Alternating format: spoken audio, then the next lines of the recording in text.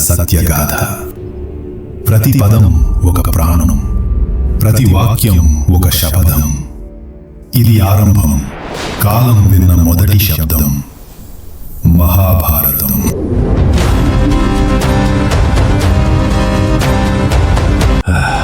ఓ బ్రహ్మదేవ, ఈ మహాకర్తవ్యం నా ఒక్కడి శక్తి మించింది.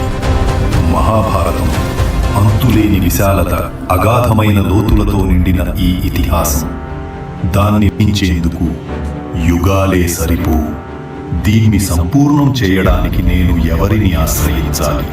వ్యాస, ఇది కేవలం ఒక కథ కాదు, ఇది యుగాల పాటు మానవత్వాన్ని నడిపించే మార్గదర్శకం. ఈ మహాకార్యానికి నీకు ఒక దివ్య సహాయం అవసరం. కానీ బ్రహ్మదేవ, దేవతలలో ఎవరు ఈ మహాకార్యంలో నాకు సహాయకుడిగా నిలుస్తారు? ఎవరు అంత సమర్థులు నా గమనాన్ని అర్థం చేసుకుని ఈ మహాకావ్యానికి ప్రాణం పోయగలరు? వ్యాస, నీవు గణేశుడిని ఆశ్రయించు. ఆయన జ్ఞానం, వివేకం మాత్రమే కాదు, ఆయన ఓర్పు, ఆయన బుద్ధి ఈ మహాకార్యాన్ని పూర్తి చేయడంలో అమూల్యంగా నిలుస్తాయి.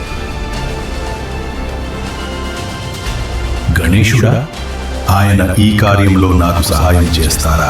వ్యాస, గణపతి కరుణా సముద్రుడు. నీ భక్తిని, నీ సంకల్పాన్ని ఆయన తప్పక గమనిస్తారు. అందుకే వారి శరణు చేరి వినమ్రంగా ప్రార్థించు. ఈ మహాకార్యానికి ఆయనను ఒప్పించు.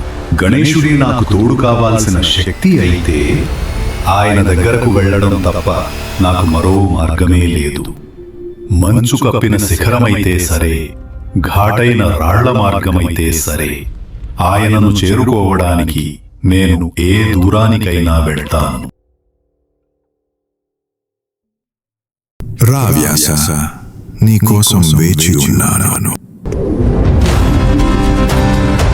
ప్రభు గణేశ, మీకు నా వినమ్ర ప్రణామం. మహాభారతం లాంటి గ్రంథాన్ని లిఖించే వరం నాకు దక్కింది.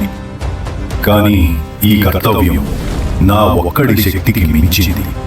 మీ సహాయం కోరి వచ్చాను. వ్యాస, నీ భక్తి, నీ జ్ఞానం స్వర్గాన్ని కదిలించాయి.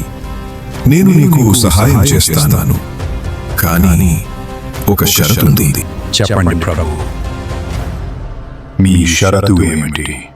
నేను ఆగకుండా లిఖిస్తాను. నీవు కూడా సందేహం లేకుండా, విరామం లేకుండా చెప్పాలి. నీవు ఆగిన క్షణమే నేను రాయడం ఆపేస్తాను.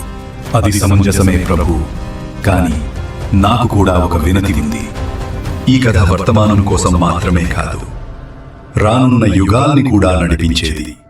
దీని లోతు, దీని అర్థం ఎప్పటికీ కోల్పోకూడదు. అందుకే కొన్ని శ్లోకాలను నేను మరింత గాఢంగా, మరింత క్లిష్టంగా రాస్తాను. మీరు ఆ శ్లోకాలను, వాటి అర్థం పూర్తిగా గ్రహించినప్పుడే రాయాలి. చాలా చతురుడివి వ్యాస. ఈ షరతును నేను అంగీకరిస్తాను. రా వ్యాస, కథను ప్రారంభించు.